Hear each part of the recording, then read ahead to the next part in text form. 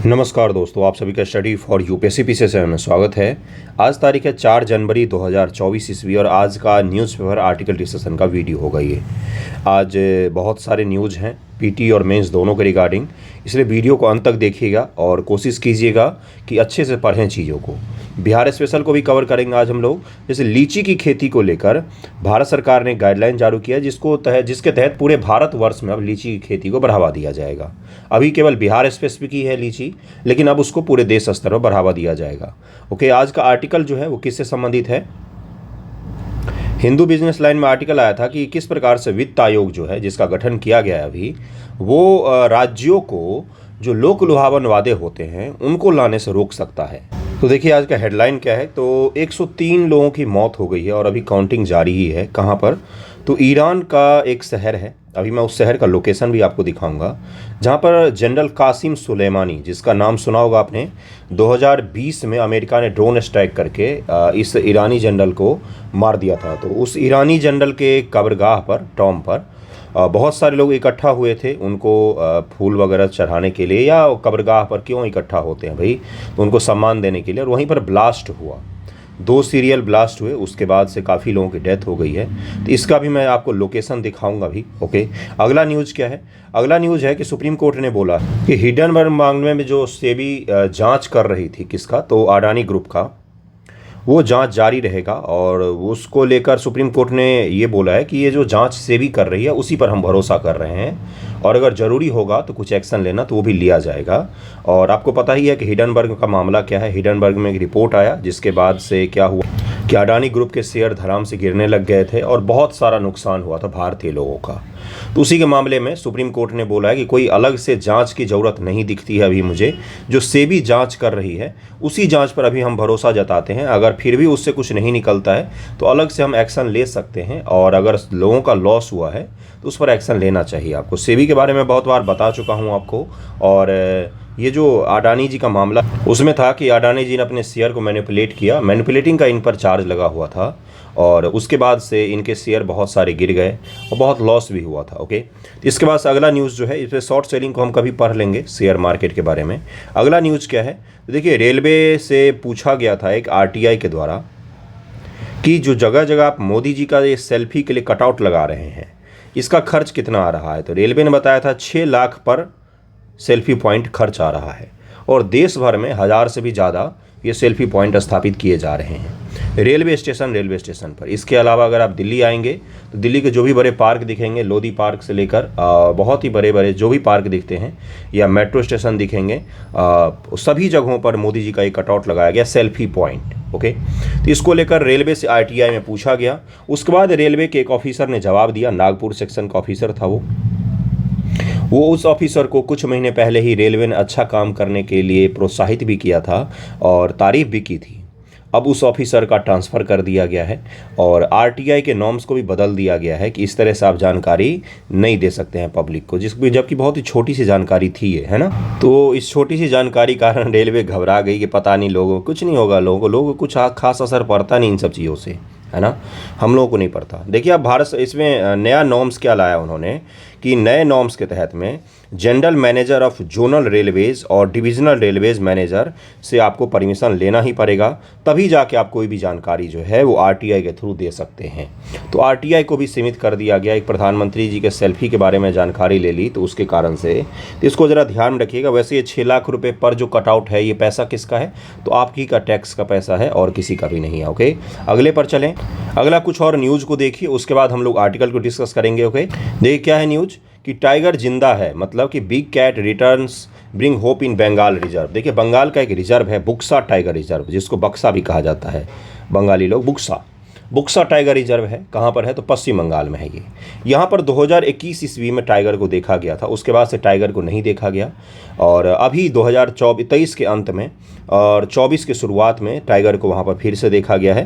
तो बुक्सा के बारे में भी हम लोग थोड़ा सा पढ़ेंगे क्योंकि इंपॉर्टेंट है आपके लिए ये, और बंगाल के सारे टाइगर रिजर्व वगैरह के बारे में मैं जानकारी दे दूँगा। ओके, अब चलते हैं हम लोग कहाँ पर, तो आर्टिकल को डिस्कस करते हैं जो आपके लिए इंपॉर्टेंट है। ओके, देखिए यहाँ पर क्या आया था आर्टिकल, ये वित्त आयोग की भूमिका पर कि एडिटोरियल कब आया था। तो 1 तारीख को आया था हिंदू बिजनेस लाइन में, finance panel should curb populism populism का मतलब होता है कि लोगों में जो प्रचलित चीज़ें हो जाती हैं, है ना, और उसके आधार पर राज्य सरकारें जमकर खर्चा करती हैं अपना नाम कमाने के लिए या अच्छी दिखने के लिए, है ना। इसका मतलब ये हुआ कि पॉपुलर योजनाओं के ऊपर में या पॉपुलर स्कीम के ऊपर में या फ्रीबीज के ऊपर में हद से ज़्यादा खर्चा करती है, जिसके कारण से राज्यों की वित्तीय स्थिति जो है वो ख़राब हो जाती है। इसी के ऊपर किसको लगाना चाहिए लगाम? तो फाइनेंस कमीशन को लगाम लगाना चाहिए। और राज्यों को केंद्रीय करों के हस्तांतरण व अनुदान के संबंध में अनुशंसाएं करने के लिए 16वें वित्त आयोग का गठन कर दिया गया है। किनके अंदर में किया गया? अध्यक्ष कौन है तो आप मुझे बता देंगे। भारतीय रिजर्व बैंक द्वारा हाल ही प्रकाशित राज्य वित्त बजट का एक अध्ययन किसने प्रकाशित किया है? आरबीआई का रिपोर्ट है, state finance study of budget. ये किसका है? तो आरबीआई का है। ये ध्यान में रखना है, ये पीटी में डायरेक्ट पूछ लेगा आपसे। शीर्षक रिपोर्ट ने उन मुद्दों को रेखांकित किया है जिन पर वित्त आयोग से निश्चित रूप से ध्यान देने के लिए कहा जाएगा, जैसे कि राज्यों की वित्तीय स्थिति पर विचार किए बिना राज्यों का पूर्ववर्ती पेंशन योजना ओल्ड पेंशन स्कीम की ओर वापस लौटना, या चुनाव के समय वादा की गई गारंटी या फ्रीबीज की पूर्ति के लिए असंभावनीय सब्सिडी प्रदान करना, ये कहीं न कहीं राज्यों की फाइनेंशियल कंडीशन को खराब कर रहा है। इसके बारे में भी हम लोग देखेंगे, पूरा डिटेल में समझेंगे। वित्त आयोग क्या है? तो 280 के तहत एक संवैधानिक निकाय है। इसमें एक अध्यक्ष 4 सदस्य होते हैं, जिसकी नियुक्ति भारत के राष्ट्रपति द्वारा की जाती है। सारे के सारे पीटी फैक्ट मैंने घेरे हैं। आयोग केंद्र व राज्य सरकार के बीच में राजस्व के वितरण के साथ साथ राज्यों की सहायता के अनुदान से संबंधित विभिन्न मामले पर राष्ट्रपति को अनुशंसाएं प्रस्तुत करता है कि केंद्र और राज्य के बीच में कर के बंटवारा के अलावा अनुदान के लिए अनुशंसाएं किसको देता है? तो राष्ट्रपति महोदय के समक्ष समर्पित करता है। ये सारे के सारे आपके पीटी के लिए इंपॉर्टेंट हैं। आयोग का गठन राष्ट्रपति द्वारा प्रत्येक 5 वर्षों में, कितने वर्षों में? तो 5 वर्षों पर उसके पूर्वोत्तर समय पर जैसा आवश्यक समझे किया जा सकता है। क्या जरूरी है कि केवल और केवल 5 वर्षों पर किया जाएगा? नो, हो सकता है कि उससे पहले ही राष्ट्रपति महोदय को ये लगे कि फाइनेंस कमीशन बनाना चाहिए तो बना देंगे वो। ओके, भारत में लोक लुभावन वादों पर अंकुश लगाने की आवश्यकता क्यों है? अब जरा इसको आंकड़ों से समझिएगा। राजकोषीय असंतुलन बढ़ रहा है भारत में। जो बिहार सरकार, राज्य सरकार, भारत सरकार, इन सब का जो राजकोष है उसमें असंतुलन पैदा हो रहा है। बढ़ता ऋण 2014 से 2022 के बीच भारतीय राज्यों का औसत ऋण जीडीपी अनुपात 22.2% से बढ़कर 34.5% हो गया है। 100 रुपया के जीडीपी में 2014 में 22 रुपया जो है वो ऋण था। आज 100 रुपया के जीडीपी में लगभग 35 रुपया जो है वो क्या है? तो वो ऋण से प्राप्त कर रहे हैं भारत के राज्य। ये स्थिति गंभीर है। जहां आंध्र प्रदेश और तमिलनाडु जैसे लोक लुभावन राज्यों में इसके स्तर में तेजी से वृद्धि देखी जा रही है। आंध्र प्रदेश और तमिलनाडु को विशेष रूप से हाईलाइट कीजिएगा, जहां पर समाजवाद के नाम पर, लोगों को मदद करने के नाम पर फ्री में सीमेंट से लेकर खाने से लेकर हर चीज़ मुहैया करवा दिया जाता है। ये कहीं ना कहीं अकर्मण्य बनाने की राजनीति होती है। ये गलत होती है, ये ऐसा नहीं होना चाहिए। इससे राज्य सरकार को नुकसान होता है। उच्च घाटा, राज्यों का संयुक्त राजकोषीय घाटा 21-22 में सकल घरेलू उत्पाद में 4.1% तक पहुंच गया। ये मुफ्त बिजली, ऋण माफ़ी, सामाजिक कल्याण योजना, लोक लुभावन व्यय से प्रेरित रहा। दिल्ली में आएंगे आप तो दिल्ली में धड़ल्ले से लोग हीटर, एसी सब चलाते हैं। मुफ्त की बिजली है, लूट लो जितना लूटना है। मुफ्त का पानी है, पानी बहता रहता है, कोई एक अंकुश नहीं है। तो मुफ्त की चीज़ें कहीं ना कहीं नुकसान भी पहुँचाती है, संसाधन का भी, और राज्य सरकार के राजकोष को भी असंतुलित करती है। राजस्व में कमी, कर राजस्व का लोक लुभावन खर्चों के साथ तालमेल नहीं रह गया है। जहां कई राज्य अंतराल को भरने के लिए केंद्र सरकार के बेल आउट या उससे उधार लेने पर अत्यधिक निर्भर हुए हैं।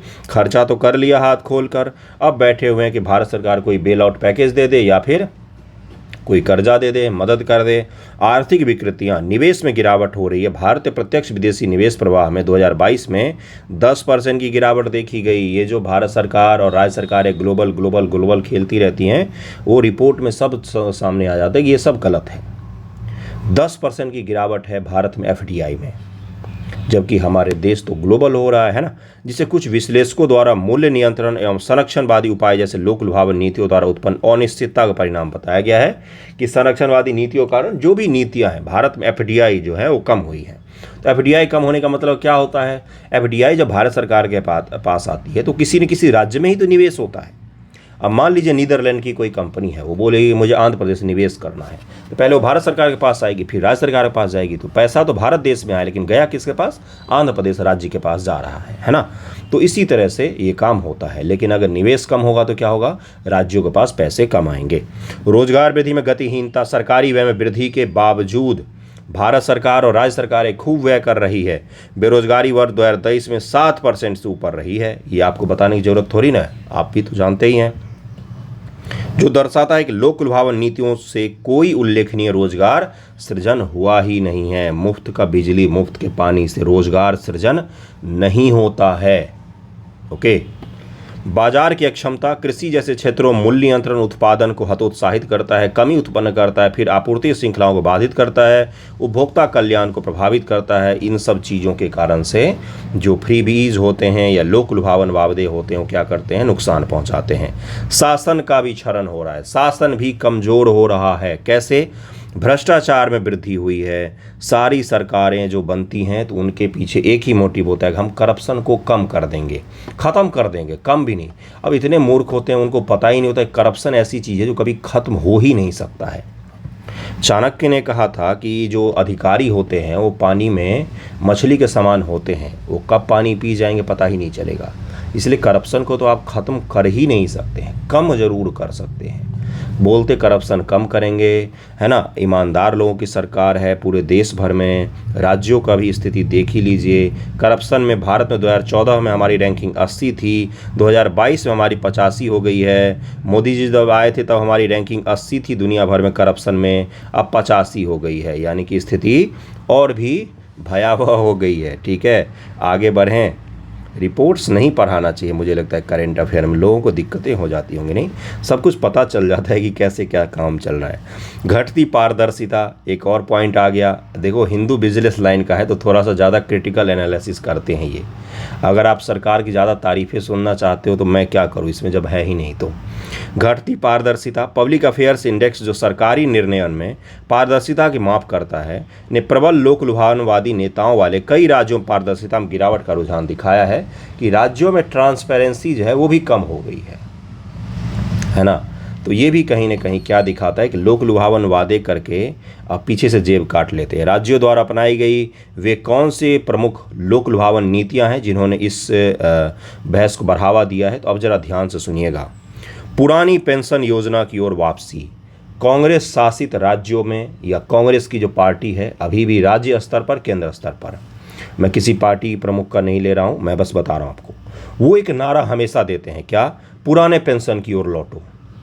जगह जगह पर कोशिश करते प्रदर्शन हो, पुराने पेंशन की ओर लौटो। पुराना पेंशन जो स्कीम था कहीं ना कहीं वो राज्य सरकार के ऊपर में बर्डन को बढ़ाता है ना। कुछ राज्य 2004 में शुरू की गई नई पेंशन योजना को त्याग कर ओपीएस की ओर लौट गए हैं। ओपीएस में कर्मचारियों को पेंशन के प्रति अनिश्चितकालीन देनदारियां होती हैं, जो एनपीएस के विपरीत है, जहां देनदारी कर्मचारी की सेवा तक सीमित होती है। नए पेंशन स्कीम में क्या है 2004 के पश्चात से कि जब तक आप रोजगार में रहोगे तब तक आपको भारत सरकार जो है वो पेंशन वगैरह के लिए राशि वगैरह मुहैया करवाएगी, और उसी राशि को आपको रोजगार के पश्चात जब आप रिटायर होंगे तो आपको दे दिया जाएगा। लेकिन 2004 से पहले क्या होता था, नौकरी में जो भी आए हैं उनके लिए होता था कि आपने जितने दिन नौकरी किया उसके बाद आप जितने भी दिन जीवित रहेंगे रिटायर होने के बाद भी, तो आपको अच्छा खासा पेंशन दिया जाता था भारत सरकार या राज्य सरकारों के द्वारा, है ना। तो उसमें राज्य सरकार के ऊपर वित्तीय बोझ कहीं ना कहीं बढ़ता था, तो इसलिए उस स्कीम को बंद कर दिया गया था। आरबीआई के एक आंतरिक अध्ययन से पता चला है कि ओपीएस के परिणाम स्वरूप एनपीएस की तुलना में 4.5 गुना अधिक देनदारी होगी, 5% के लगभग में ज़्यादा देनदारी होगी, जिससे वर्ष 2060 तक सकल घरेलू उत्पाद 0.9% का अतिरिक्त बोझ पड़ेगा। अब मेरी बातों को जरा ध्यान से सुनिएगा। दूसरा पक्ष बताता हूँ मैं, क्या कि सेल्फी पॉइंट बनाने पर 6 लाख प्रति सेल्फी पॉइंट खर्च किया जा सकता है। होल्डिंग्स लगाने पर प्रचार प्रसार पर करीब में 7,000 करोड़ रुपए भारत सरकार खर्च कर सकती है, लेकिन पुराने पेंशन योजना पर खर्च नहीं कर सकती है।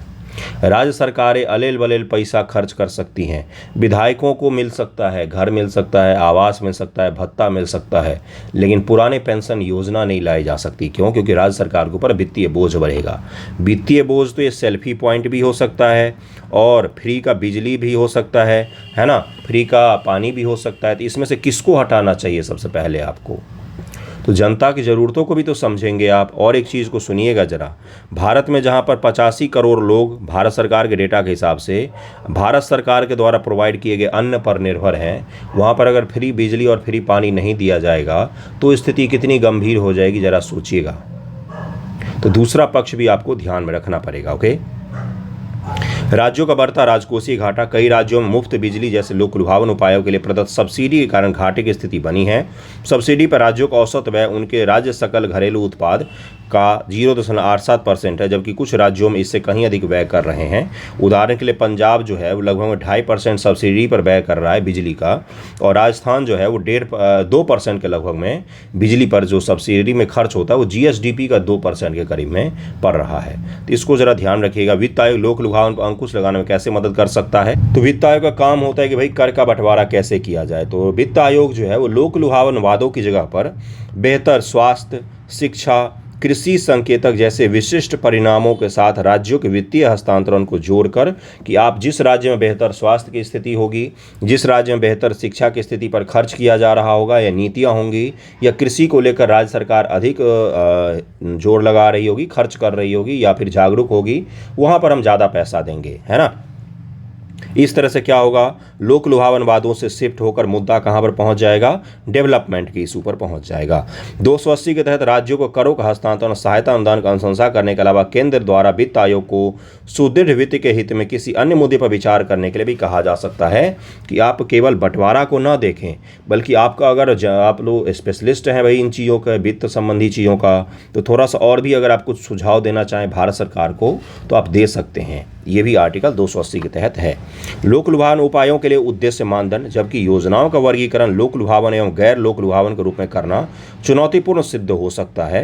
तो वित्त आयोग उद्देश्य मानदंड विकसित करने के संदर्भ में कार्य कर सकता है जो विभिन्न राज्यों के विविध विकासात्मक आवश्यकता को ध्यान में रखता हो, उसके आधार पर भी वित्त आयोग काम कर सकता है। राजकोषीय दक्षता संबंधी मानदंड अपना सकता है कि भाई राजकोषीय दक्षता अगर आपका अच्छा है तो उसमें आपको हस्तांतरण अधिक मिलेगा। वित्त आयोग हस्तांतरण के लिए अपने मानदंड में राजकोषीय दक्षता यानी कि आपके यहाँ फिजिकल पॉलिसी कैसी बनाई जा रही है, आप राजकोषीय आय और व्यय में कितना अच्छा नियंत्रण कर पा रहे हैं, इसके आधार पर भी करों का आवंटन किया जा सकता है। आयोग राजकोषीय समेकन पर बल देकर राज्यों के टैक्स एफर्ट को माफकर उत्तरदायी वित्तीय प्रबंधन को प्रोत्साहित कर सकता है। यह अपने राजकोषीय क्षमता पर विचार किए बिना लोक लुभावन का सहारा लेने वाले राज्यों के लिए निवारक के रूप में कार्य कर सकता है। निवारक का मतलब होता है रोकना। इसका मतलब क्या है कि कोई ये राज्य जो लोक लुभावन वादों पर ज़्यादा खर्चा कर रहा है, उसके मानदंड में हम बोल सकते हैं भाई ऐसा करोगे तो हम आपको टैक्स में भागीदारी कम कर देंगे, क्योंकि इससे नुकसान हो रहा है किसका, तो भारत सरकार का भी, राज्य सरकार का भी। तो ऐसा नहीं होना चाहिए। ओके, 15वें वित्त आयोग ने टैक्स एफर्ट द्वारा मापी गई राजकोषीय दक्षता को केवल 2.5% महत्व दिया था। 16वें वित्त आयोग द्वारा इसकी समीक्षा की जा सकती है कि भाई टैक्स एफर्ट द्वारा मापी गई राजकोषीय दक्षता जो है उसका अगर हम परसेंटेज बढ़ा देंगे कि अगर आपको हम 100 रुपया दे रहे हैं तो उससे 5 रुपया हम आपको इसलिए देंगे कि आपने टैक्स को लेकर अच्छा खासा एफर्ट लगाया है, तो क्या होगा, राज्य सरकारें जो हैं वो अपना राजकोषीय संतुलन को थोड़ा सा सही करने की कोशिश करने लगेंगे। ओके, सार्वजनिक जागरूकता, भविष्य के निहितार्थ पर भी तनाव, 3 चीज़ों को ध्यान में रखकर क्या कर सकता है, तो वित्त आयोग अनुशंसाएं कर सकता है। सारा डेटा, सारा आर्टिकल आपको समझ में आ गया होगा। ये आर्टिकल कठिन था, इसको इतना आसान भाषा में समझाना कठिन होता है, तो समझ में आ गया होगा आपको कि क्या मुद्दा था। अगले न्यूज़ पर चलते हैं। अगला न्यूज़ क्या है? अगला न्यूज़ जो हम लोग ईरान के मैप को देखेंगे, ईरान के सीमाओं को देखेंगे। देखिए यहाँ पर कौन कौन सा है। यहाँ पर बाकू अजरबैजान है, ये कैस्पियन सागर है। यहाँ पर तुर्कमेनिस्तान आपको दिख रहा होगा, ये अफ़गानिस्तान है, ये पाकिस्तान है, ये गल्फ़ ऑफ ओमान है जहाँ पर हॉर्मुज की जलसंधि है, ये इराक है, ये तुर्की है। इन सभी देशों से सीमा लगती है किसका, तो ईरान का। कैस्पियन सागर से सीमा लगता है, ये ज़रा ध्यान में रखिए। अब देखिए ब्लास्ट कहाँ पर हुआ है, तो उस जगह का भी नाम आपको ध्यान रखना है। ये तेहरान कैपिटल है। दस्त ए लूट, क्या बोल रहा हूँ मैं, ये दस्त ए लूट क्या होता है ये भाई, तो ये ईरान का सबसे बड़ा मरुस्थल है, दस्त ए लूट। इसको ध्यान में रखेंगे आप लोग, इसको तो ध्यान रखना ही पड़ेगा, दस्त ए लूट। ओके, अब देखिए ये तेहरान है कैपिटल किसका, तो ईरान का। ईरान के साथ हमारे संबंध बहुत ही पुराने हैं, है ना। इसको फारस कहा जाता था, है ना, फारस। ओके, अब आगे देखिए क्या है। ये है करमान या कैरमान बोलते हैं इसको। यहीं पर जनरल कासिम सुलेमानी का मज़ार है और टॉम्ब है, और यहीं पर विस्फोट हुआ है, भयानक विस्फोट हुआ है। बहुत सारे लोग मरे हैं, इतने लोग मरे हैं, 100 लोग बहुत बड़ी संख्या होती है। वो तो हम इंसानों के अंदर इंसानियत मर गई है, इसलिए हमें आंकड़े दिखते हैं, केवल लोग नहीं दिखते हैं। गाज़ा पट्टी में करीब 25,000 लोग मारे गए हैं। आप इमेजिन कर सकते हैं 25,000, एक छोटा सा इलाका है। तो एक छोटे से एक बड़े ब्लास्ट में एक जगह पर 100 लोगों की जान चली जाती है, तो समझ सकते हैं कितना बड़ा ब्लास्ट था वो। तो इसको ज़रा ध्यान में रखिएगा। अब इसको लेकर जियोपॉलिटिक्स शुरू हो जाएगा। ईरान आरोप लगाएगा इजराइल पर या अमेरिका पर, और वो अमेरिका आरोप लगाएंगे कि आप भाई अपने अंदर खुद के अंदर झांको। तो ये सब चीज़ें चलेंगी, लेकिन आपके लिए करंट अफेयर के लिए मैंने बता दिया। और एक चीज़ सुनिएगा, ईरान जो है ये इस्लाम का जन्म कहाँ पर हुआ? तो अरब में हुआ। कुरान किस भाषा में लिखी हुई है? तो अरबी भाषा में लिखी हुई है। क्लियर? ये तो होगा। लेकिन इस्लाम की भाषा हो गई फारसी। जहाँ जहाँ पर इस्लाम का फिर से फैलाव हुआ उसके जन्म के पश्चात, तो उसके बाद फारसी संस्कृति ने इस्लाम पर कब्जा कर लिया। इस्लामिक राजाओं ने फारस पर कब्जा किया और फारसी संस्कृति ने इस्लाम पर कब्जा कर लिया। इस्लामिक संस्कृति का मतलब कई जगह फारसी संस्कृति हो गया। भाषा से लेकर रीति रिवाज से लेकर हर चीज़ पर फारसी लोगों का प्रभुत्व स्थापित हो गया इस्लाम में। और यहाँ पर सुन्नी बहुल लोग रहते हैं। कौन? तो सुन्नी। और सिया बहुल है सऊदी अरब। सुन्नी और सिया का भी बहुत दिनों से कॉन्फ्लिक्ट है। जब से इस्लाम का जन्म हुआ उसके कुछ दिनों के पश्चात ये कॉन्फ्लिक्ट शुरू हो गया था। ठीक है, इसलिए सऊदी अरब ईरान के रिश्ते अच्छे नहीं थे। 1979 से पहले बहुत ही ज़्यादा रिलेशन, उसके बाद से रिलेशन बहुत ही ज़्यादा ख़राब हो गए।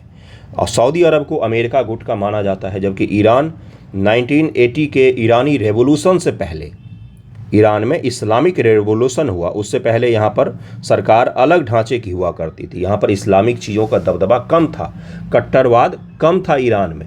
लेकिन उसके पश्चात 1980 में यहाँ पर इस्लामिक रेवोल्यूशन हुआ। उसके बाद से सऊदी अरब के साथ इसके संबंध और बिगड़ते चले गए। लेकिन पिछले साल 2023 ईस्वी में चीन की मध्यस्थता से ईरान और सऊदी अरब जो है वो अपने रिलेशन को नॉर्मेसी की तरफ में ले जा रहे हैं।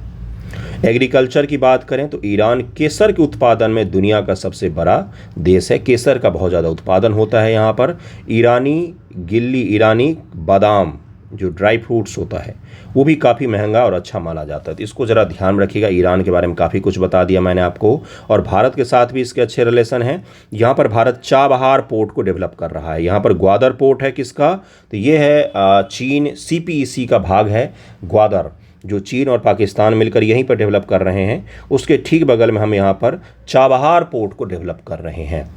चाबहार पोर्ट के जरिए हम चाबहार को कहाँ से जोड़ेंगे? तो जाहेदान से जोड़ेंगे रेल लिंक के थ्रू, और यहाँ से अफ़गानिस्तान में डायरेक्ट हम प्रवेश कर जाएंगे, और अफ़गानिस्तान से सेंट्रल एशिया तक। ये हमारी प्लानिंग है, लेकिन ये प्लानिंग बस प्लानिंग है। चाबहार पोर्ट बना भी, लेकिन कुछ खास इसका अभी तक फ़ायदा नहीं उठा पाए जियोपॉलिटिक्स के कारण। अगला न्यूज़ पर चलते हैं। अगला न्यूज़ देखिए क्या है आपके। देखिए, जो हमारे विदेश मंत्री जी हैं एस जयशंकर, उन्होंने कहा है कि danger of cheap good invading Indian market से जयशंकर जी ने बोला है कि ये हमारे लिए अच्छा नहीं है कि सस्ते सामान और घटिया सामान हमारे मार्केट को इन्वेड कर रहे हैं, है ना। और ये मुख्य रूप से किसके लिए बोला होगा उन्होंने? तो उन्होंने बोला होगा चाइनीज़ प्रोडक्ट के लिए। तो चाइना और भारत का जो व्यापार है बस बोलने के लिए बोलते हैं विदेश मंत्री महोदय, भारत सरकार। आपको पता होना चाहिए कि भारत और चीन का व्यापार घाटा, भारत का ट्रेड डेफिसिट चीन के साथ में निरंतर बढ़ता ही जा रहा है। हम कितना भी आत्मनिर्भर भारत की बात करें या फिर देश में हम बनाने के प्रोडक्ट बात करें, लेकिन चीन पर हमारी डिपेंडेंसी कम नहीं हो पा रही है। हम बोलते हैं कि दुनिया की फार्मेसी कौन? तो दुनिया की फार्मेसी भारत बोलते हैं ना। लेकिन भारत के फार्मेसी का सप्लायर कौन? तो चीन। बिल्कुल सही सुन रहे हैं आप। रॉ मटेरियल जो दवाई बनाने के लिए हमें चाहिए वो कहाँ से आता है? तो केवल और केवल चीन से आता है। अपने देश में डिपेंडेंसी बहुत ज़्यादा है। इलेक्ट्रॉनिक्स के सामान और बहुत सारे संसाधन, उत्पाद, खनिज संसाधन भर भर के कहाँ से आते हैं, चीन से आते हैं। इसको लेकर एस जयशंकर जी ने थोड़ा सा बोला है, भाई नाराज़ हो गए हैं कि ऐसा नहीं होना चाहिए, ये तो गलत है। और इसको रोकने के लिए क्या क्या किया है, तो देखिए यहाँ पर लिखा हुआ है कि क्वालिटी कंट्रोल ऑर्डर्स को भी जारी किया भारत ने कि भाई चीप सामान नहीं आना चाहिए, और बहुत सारा कोशिश कर रहे हैं। तो देखिए हम क्या करेंगे ना, वन डिस्ट्रिक्ट वन प्रोडक्ट या भारत मैन्युफैक्चरिंग को बढ़ावा देना, मेक इन इंडिया, सारा कुछ जो है वो हम अपना रहे हैं। अब मैं आपको क्या बता रहा हूँ, मैं आपको ये बता रहा हूँ कि अब हम भारत और चीन का ज़रा सा ट्रेड का आंकड़ा देख लेंगे और उसके बाद आगे बढ़ जाएंगे। देखिए क्या लिखा हुआ है कि 2020-21 में और 21-22 से भारत के आयात में चीन की हिस्सेदारी क्रमशः 16.53% से और 15.43% के उच्च स्तर तक पहुँच गई है, जबकि इन्हीं वित्त वर्ष में क्रमशः 6.7% और 7.31% की आयात हिस्सेदारी के साथ यूएई भारत के लिए आयात का दूसरा बड़ा गंतव्य रहा है। कुल गैर तेल माल के आयात में, मतलब बिना तेल वाले माल के आयात में, देखिए अरेबियन कंट्री से तो हमारे आयात इसलिए कभी कभी ज़्यादा हो जाती है क्योंकि हम तेल लेते हैं उनसे, लेकिन हम उनको बेचते ज़्यादा हैं, हमारा व्यापार घाटा नहीं रहता है उनसे कुछ ज़्यादा। कुल गैर तेल माल के आयात में चीन का प्रभुत्व और भी स्पष्ट है, जहां गैर तेल आयात के लिए भारत की चीन पर निर्भरता 25% है। हमारी इकोनॉमी का 1/4 भाग जो है वो चीन पर डिपेंडेंट है, इसीलिए हम उसके सामने विवश हो जाते हैं। ठीक है, जहां से आपका 1/4 इकोनॉमी कंट्रोल होता हो, वो आपके लिए इतनी बड़ी समस्या हो सकती है, आप अंदाज़ा लगाइए ज़रा, है ना। आयातित वस्तुएं कौन कौन सी हैं, तो अब इसको ज़रा ध्यान से सुनिएगा। भारत मुख्य रूप से इलेक्ट्रॉनिक व इलेक्ट्रिक वस्तुओं, फार्मास्यूटिकल्स, API जिसको कहा जाता है, अन्य जैविक रसायन, प्लास्टिक वस्तुओं का आयात करता है। कहाँ से? चीन से। चीन से भारत के आयात में इन वस्तुओं की हिस्सेदारी 70% से भी अधिक है। अगर हम इलेक्ट्रॉनिक्स आयात दुनिया भर में 100 आइटम करते हैं तो उसमें 70 आइटम कहाँ से आते हैं, तो चीन से आते हैं। और ये कोई आंकड़ा छुपा छुपाया नहीं है, ये पिछले सरकारों की तुलना में इस सरकार में, मतलब कि मोदी जी की ही पिछले 2014 से 2019 वाले गवर्नमेंट की तुलना में 2019 से 2024 वाला गवर्नमेंट है, इसमें बढ़ ही रहा है। क्यों बढ़ रहा है? क्योंकि हमारी इकॉनमी बढ़ रही है, तो हम आयात कम नहीं कर पाए हैं चीन से। 2020 में जब हमारे सैनिकों की शहीद हो गए थे वहाँ पर लद्दाख में, और उसके बाद भी हमारे आयात जारी रहे और बढ़ गए वो आयात। कोई ये भारत सरकार का ही डेटा है, कोई मैं अपनी तरफ से नहीं बता रहा हूँ आपको। चीन को भारत का निर्यात, वाणिज्य और उद्योग मंत्रालय के आंकड़ों के अनुसार हाल के वर्षों में चीन को भारत के निर्यात में लगातार वृद्धि हो रही है। वित्तीय वर्ष 2021 में चीन को भारत का निर्यात $21.2 बिलियन का रहा। 2019-20 में $16.7 बिलियन का रहा था चीन को भारत का निर्यात। ओके, भारत सरकार भी उसको वस्तुओं को ज़्यादा निर्यात कर रही, लेकिन चीन से हम इतना सामान खरीदते हैं कि वहाँ से हमारा व्यापार घाटा कम होने की बजाय बढ़ ही जाता है ना। हम भी सामान बेचते हैं, ऐसा नहीं है कि हम सामान नहीं बेचते, बहुत सारा सामान हम बेचते हैं उसको भी। निर्यातित वस्तुएं, भारत द्वारा चीन को निर्यात की जाने वाली प्रमुख वस्तुओं में कार्बनिक रसायन, सूती धागे, तांबा व अयस्क शामिल हैं। भारत द्वारा चीन को निर्यात, और हम कौन सा लेते हैं? इलेक्ट्रॉनिक्स आइटम, जो महंगे होते हैं इनकी तुलना में। हालांकि चीन को भारत का निर्यात अभी भी चीन से इसके आयात की तुलना में पर्याप्त कम है, जिसके परिणाम स्वरूप बड़े व्यापार घाटे की स्थिति बनती है। और व्यापार घाटा, ट्रेड डेफिसिट, हमारा चीन के साथ सबसे बड़ा हमारा व्यापारिक मुद्दा बन गया है। इसको लेकर कितना भी हम कोशिश कर रहे हैं लेकिन नहीं हो पा रहा है कम। चीन के साथ भारत का द्विपक्षीय व्यापार घाटा वृहत है, इसमें वृद्धि हो रही है। 21-22 में चीन के साथ भारत का व्यापार घाटा $73.3 बिलियन था, जो 2023 में $100 बिलियन को पार कर सकता है।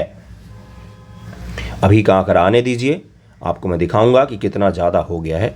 $100 बिलियन को पार कर जाएगा। ट्रेड डेफिसिट, फायदा में है वो। चीन के साथ भारत का व्यापार घाटा पोस्ट कोविड काल में भारत के कुल माल व्यापार घाटे का 38 से 40% है।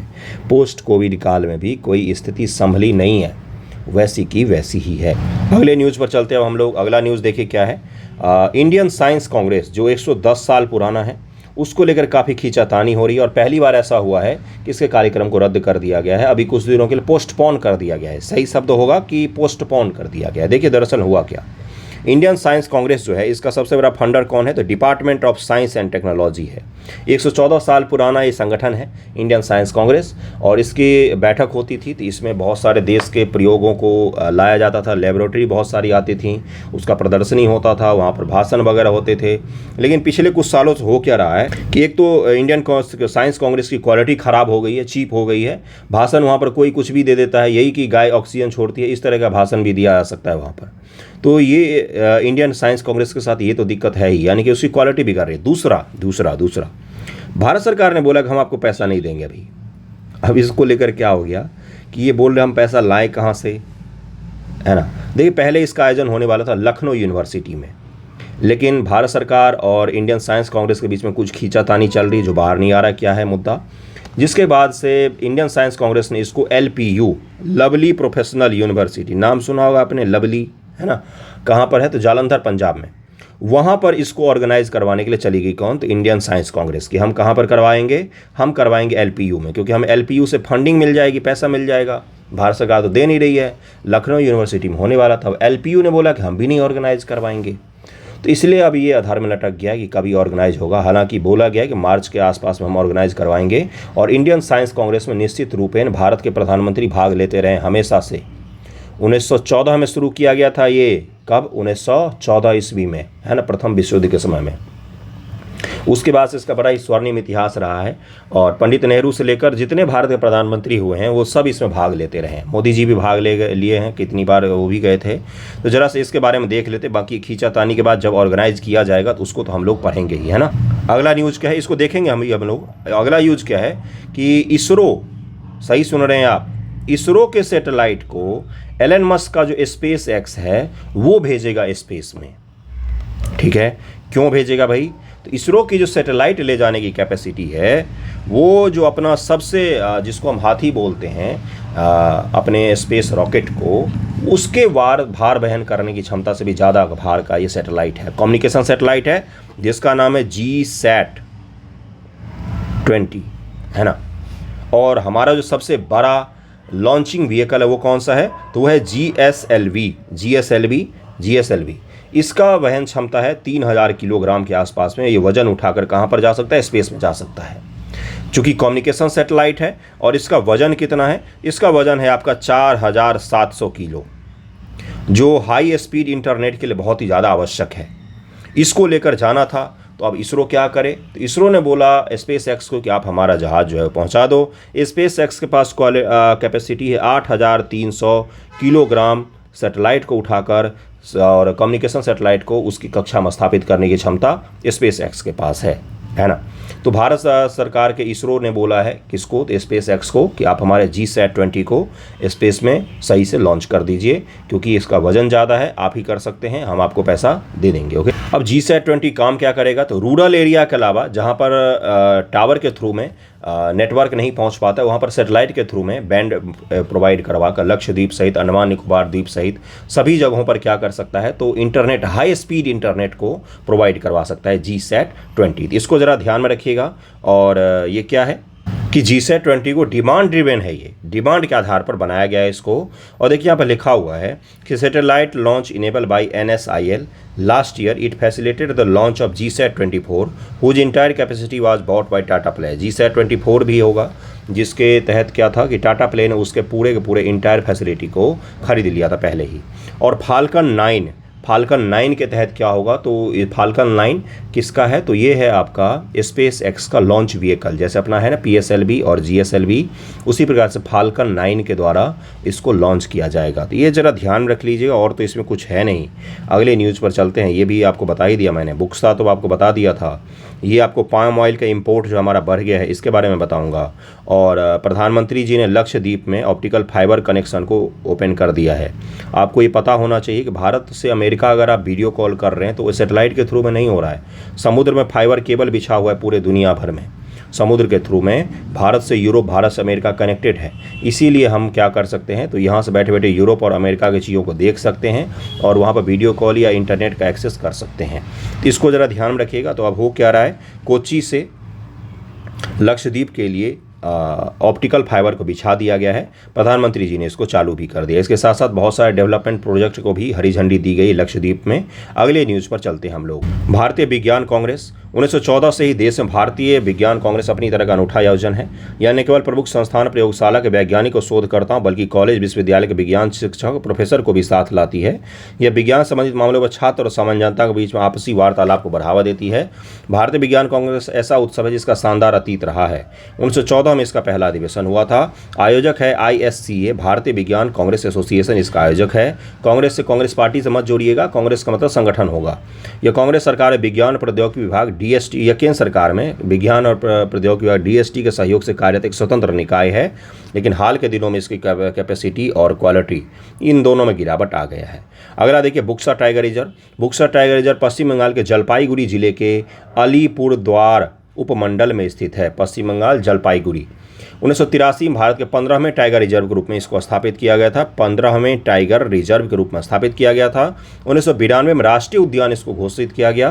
राष्ट्रीय उद्यान इसको नेशनल पार्क घोषित कर दिया गया 1992 में। बुक्सा टाइगर रिजर्व की उत्तरी सीमा भूटान के अंतर्राष्ट्रीय सीमा के साथ लगती है। सिंचुला पहाड़ी श्रृंखला बुक्सा राष्ट्रीय उद्यान के उत्तरी किनारे पर स्थित है। पूर्वी सीमा असम राज्य को स्पर्श करती है, यानी कि असम, भूटान, पश्चिम बंगाल के ट्राई जंक्शन पर स्थित है बुक्सा टाइगर रिजर्व।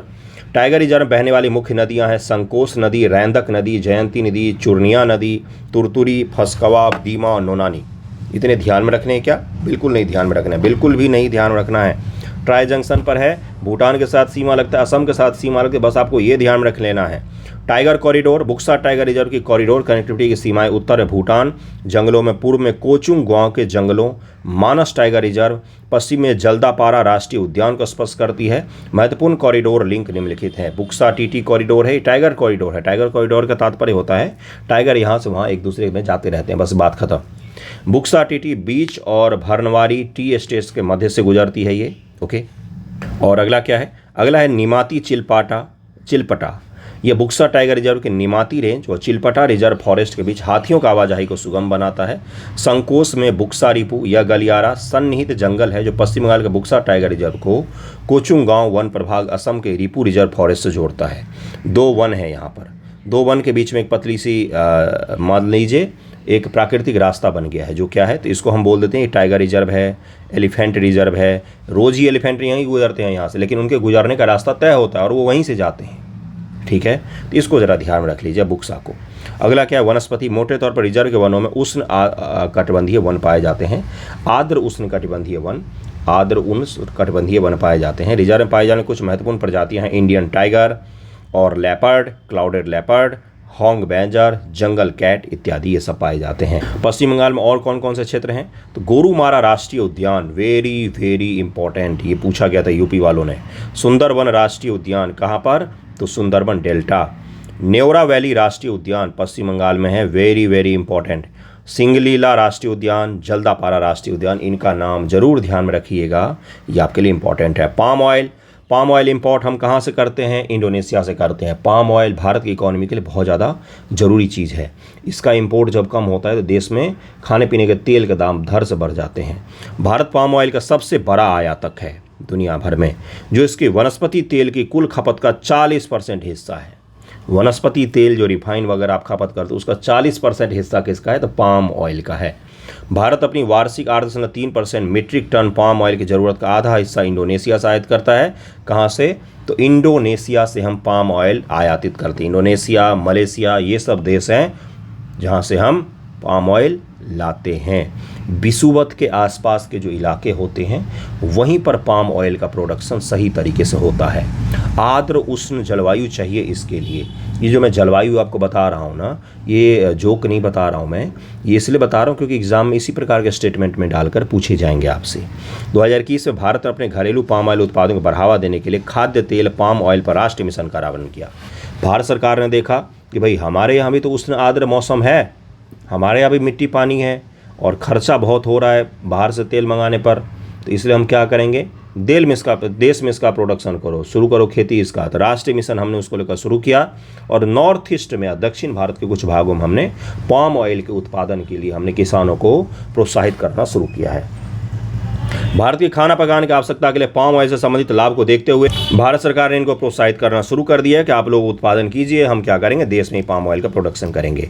अब अगले न्यूज़ पर आ गए और आज का आखिरी न्यूज़ यही है क्या है कि पूरे भारत में लीची की खेती का विस्तार किया जाएगा, परंपरागत रूप से बिहार के मुजफ्फरपुर जिलों या उत्तर बिहार के इलाकों में सीमित रहने वाली लीची कृषि में 19 भारतीय राज्यों का महत्वपूर्ण विस्तार देखा गया है, जो भारतीय बागवानी को बढ़ावा देता है। 19 भारतीय राज्यों में अब लीची की खेती को बढ़ावा दिया जा रहा है और देखा भी गया है। यह विकास बिहार के मुजफ्फरपुर स्थित राष्ट्रीय लीची अनुसंधान केंद्र के प्रयासों से हुआ है। नेशनल रिसर्च सेंटर ऑफ लीची, ये जो NRCL है, इसने इस पर बहुत ज़्यादा क्या किया, तो कोशिश की कि भाई भारत के और भी राज्य जो हैं वो लीची का उत्पादन करें। मुझे सबसे घटिया फल यही लगता है, पता नहीं क्या इसमें खासियत है। वनस्पति वर्गीकरण लीची सैम्पिडेंसी परिवार से संबंधित एक अपने स्वादिष्ट, रसीले और पारदर्शी एरिल या खाने योग्य गूदे के लिए जानी जाती है। जलवायु लीची मुख्यतः उस उपोष्ण कटिबंधीय जलवायु में उत्पादित होती है, जो नम्य स्थितियाँ इसकी खेती के लिए अनुकूल होती हैं। इसकी फसल के लिए कम ऊंचाई वाले क्षेत्रों में लगभग 800 मीटर की ऊंचाई तक आदर्श जलवायु होती है। कुछ नहीं यार, जहाँ पर आप लोग रहते हो ना वही जलवायु चाहिए लीची के उत्पादन के लिए, और कुछ ज़्यादा नहीं चाहिए। भारी भरकम शब्द दे दिया गया है। उपोष्ण कटिबंध, अपना पूरा देश ही उपोष्ण कटिबंध में आता है। ऐसी जगह जहाँ पर बारिश होती हो, जहाँ पर आम का उत्पादन जहाँ जहाँ पर होता है, वहाँ पर लीची का उत्पादन भी हो सकता है। ठीक है, अपने देश में, पूरे देश में ही लगभग लीची का उत्पादन हो सकता है। हाँ, आप हिमालय में चले जाओगे तो वहाँ पर इसका उत्पादन नहीं हो पाएगा। लीची की खेती के लिए आदर्श मिट्टी कार्बनिक पदार्थों से भरपूर, गहरी, अच्छे जल निकास वाली दोमट मिट्टी होती है।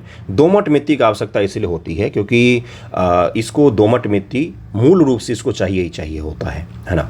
और उसके अलावा बाकी मिट्टियों में भी बोएंगे तो फसल कमज़ोर ज़रूर होगा, लेकिन फसल का उत्पादन हो सकता है। और हम क्या कर सकते हैं, हम हाइब्रिड बीज बना सकते हैं जो किसी भी मिट्टी पर उपज सके। वर्षा का प्रभाव, लंबे समय तक वर्षा विशेषकर फूल आने के दौरान इसके परागण में बाधा उत्पन्न कर सकती है और फसल पर प्रतिकूल प्रभाव डाल सकती है।